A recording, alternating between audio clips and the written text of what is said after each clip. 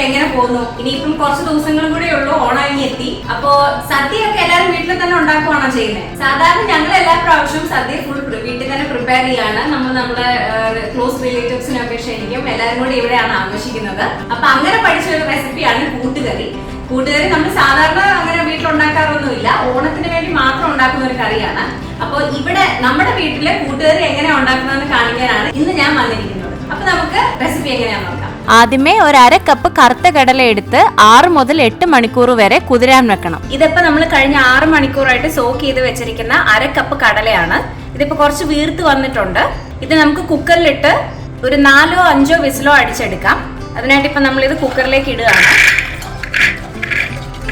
ഇതിലേക്ക് ഒരു 1/4 table spoon turmeric powder, ഒരു 1/4 ടേബിൾ സ്പൂൺ എരിവുള്ള മുളക് പൊടി, ഒരു 1/4 ടേബിൾ സ്പൂൺ ഉപ്പ്. ഈ കടലയ്ക്ക് ആവശ്യമുള്ള ഉപ്പ് മാത്രം ഇപ്പൊ ഇട്ടാൽ മതി. ഈ 1/2 കപ്പ് കടലയ്ക്ക് നമ്മൾ 2 കപ്പ് വെള്ളമാണ് വേവിക്കാൻ എടുക്കുന്നത്. ഇത് നന്നായിട്ടൊന്ന് മിക്സ് ചെയ്തിട്ട് നമുക്ക് അടച്ച് വേവിക്കാൻ വെക്കാം.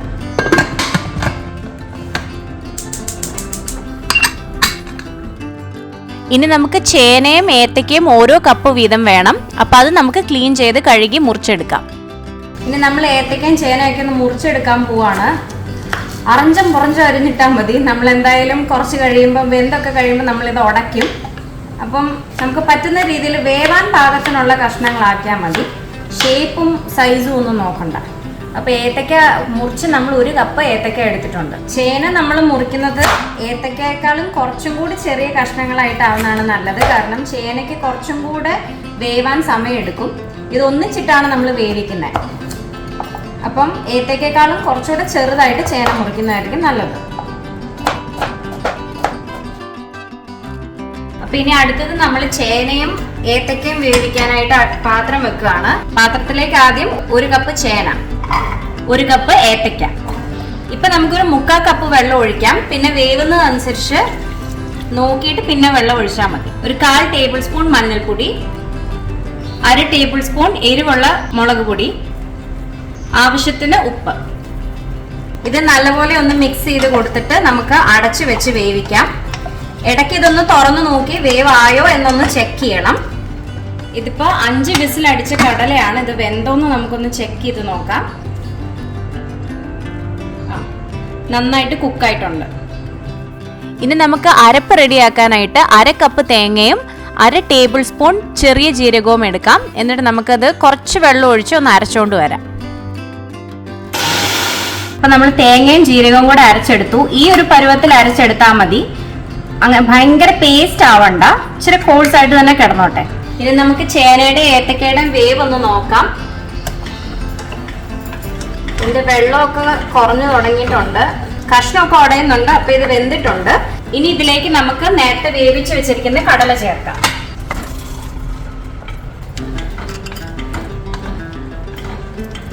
ഇതൊന്ന് നല്ലപോലെ മിക്സ് ചെയ്ത് വെക്കാം.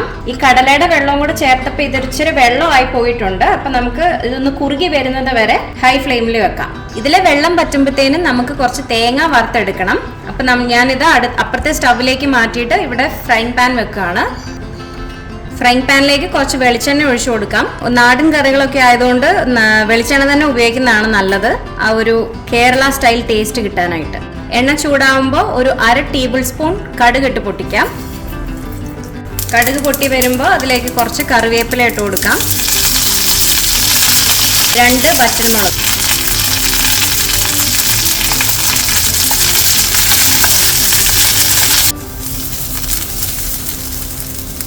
ഒരു കപ്പ് തേങ്ങയാണ് ഇട്ട് കൊടുത്തിരിക്കുന്നത്. ഈ കൂട്ടുകറിയുടെ ടേസ്റ്റ് എന്ന് പറയുന്നത് ഈ തേങ്ങ വറുത്തിടുന്നതാണ്. അപ്പൊ ഇതിൽ ഒട്ടും കുറവ് വരുത്തണ്ട. ഇത് വറക്കുന്നതിനോടൊപ്പം തന്നെ നമ്മൾ അപ്പുറത്ത് പറ്റാൻ വെച്ചിരിക്കുന്ന ഏത്തക്കയും കടലയും ചേനയും കൂടെ ഒക്കെ ഒന്ന് നോക്കണം. വെള്ളം പറ്റി വരുവാണെങ്കിൽ അതിലേക്ക് നമുക്ക് അരപ്പ് ചേർക്കേണ്ടതാണ്. അപ്പം നമുക്ക് നമ്മുടെ കഷ്ണങ്ങളൊന്ന് നോക്കാം. അപ്പം ഏകദേശം പറ്റി വന്നിട്ടുണ്ട്. ഇതിലേക്ക് നമുക്ക് നമ്മുടെ അരപ്പ് ചേർത്ത് കൊടുക്കാം. ഈ തേങ്ങ കണ്ടിന്യൂസ്ലി ഇളക്കി കൊടുത്തുകൊണ്ടിരിക്കണം, അല്ലെങ്കിൽ നമ്മുടെ ഒരു ഭാഗം ഒരുപാട് കരിഞ്ഞും ഒരു ഭാഗം ഒട്ടും മൊരിയാതെ ഇരിക്കും. അപ്പൊ നമ്മുടെ അരപ്പ് നമ്മൾ ഇതിലേക്ക് ചേർത്ത് കൊടുക്കുകയാണ്. ഈ സ്റ്റേജിൽ ആക്ച്വലി നമ്മൾ കൂട്ടുകറിക്കകത്ത് ശർക്കര ഇടേണ്ടതാണ്. ഇവിടെ ഞങ്ങളുടെ വീട്ടിൽ ആർക്കും അങ്ങനെ ഒരു മധുരമുള്ള കറികൾ ഇഷ്ടമല്ലാത്തത് കൊണ്ട് ഞാനിപ്പോൾ ഇതിന്റെ കൂടെ ശർക്കര ചേർക്കുന്നില്ല. നിങ്ങൾ ശർക്കര ചേർക്കുന്നുണ്ടെങ്കിൽ ഒരു 1-2 ടേബിൾ സ്പൂൺ ശർക്കര വരെ ചേർക്കാവുന്നതാണ്. അഴുക്കുണ്ടോ ഇല്ലയോ എന്ന് നോക്കി വേണം ചേർക്കാൻ. അഴുക്കുണ്ടെന്നുണ്ടെങ്കിൽ അത് അരിച്ച് വേണം ചേർക്കാൻ. അല്ലെങ്കിൽ നേരെ ഒരു 1-2 ടേബിൾ സ്പൂൺ നേരെ ഇതിലേക്ക് ഈ സമയത്ത് ഇട്ട് കൊടുത്താൽ മതി. ചൂടുകൊണ്ട് അത് ഉരുകി അതിനകത്ത് മിക്സ് ആയിക്കോളും. ഇനി നമ്മൾ ഈ കഷ്ണങ്ങൾ അടുപ്പിൽ നിന്ന് മാറ്റാറായിട്ടുണ്ട്. നമുക്ക് കുറച്ച് ഈ കഷ്ണങ്ങൾ ചേനയും ഏത്തക്കയും വേണമെങ്കിൽ ഇങ്ങനെ ഉടച്ചുടച്ച് കൊടുക്കാം. അപ്പൊ അത് കുറച്ചുകൂടെ കുറുകി ഒരു നല്ല ഒരു കൺസിസ്റ്റൻസിയിൽ ഇരിക്കും നമ്മൾ കൂട്ടാനെടുക്കുമ്പോൾ. അപ്പൊ നമ്മുടെ കഷ്ണങ്ങൾ ആയിട്ടുണ്ട്. ഇത്രയും കുറുകിയാൽ മതി. നമുക്കിതിനി ഫ്ലെയിം ഓഫ് ചെയ്തിട്ട് അടുപ്പിൽ നിന്ന് ഒന്ന് മാറ്റി വെക്കാം, അല്ലെങ്കിൽ ചൂടടിച്ച് ഇത് പിന്നെയും കുറുകും. തേങ്ങ മൂത്ത് വരുന്നതേ ഉള്ളൂ. ഇത് ആക്ച്വലി കണ്ടാൽ അറിയാൻ പറ്റും. പല കഷ്ണങ്ങളും പല സൈസാണ്.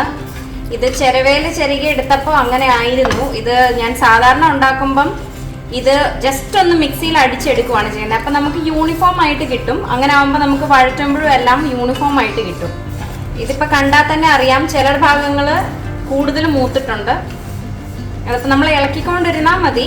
ഇതിപ്പം നന്നായിട്ട് റോസ്റ്റായി വന്നിട്ടുണ്ട്. ഫ്ലെയിം ഓഫ് ചെയ്യുന്നില്ല. ഇത് അടുപ്പിൽ നിന്ന് മാറ്റിയിട്ട് നമ്മുടെ കഷ്ണങ്ങൾ അടുപ്പിലോട്ട് വെക്കുകയാണ്. എന്നിട്ട് ഇത് നമ്മൾ ചേർത്ത് കൊടുക്കുകയാണ്. അപ്പൊ നമ്മൾ തേങ്ങ ഇട്ട് കടുക് വറുത്തത് കറിയിലോട്ട് ചേർത്തിട്ടുണ്ട്. നന്നായിട്ടൊന്ന് ഇളക്കി മിക്സ് ചെയ്ത് കൊടുക്കുക. നല്ലൊരു കുറുകിയ പരുവത്തിലാണ് ഇപ്പൊ കൂട്ടുകറി ഇരിക്കുന്നത്. അങ്ങനെ വേണം. അപ്പൊ നന്നായിട്ട് മിക്സ് ആയിട്ടുണ്ട്. ഇനി നമുക്കിത് ഓഫ് ചെയ്യാം.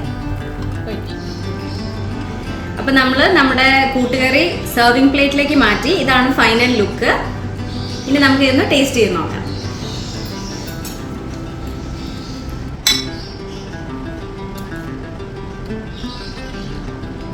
നല്ലതാണ്.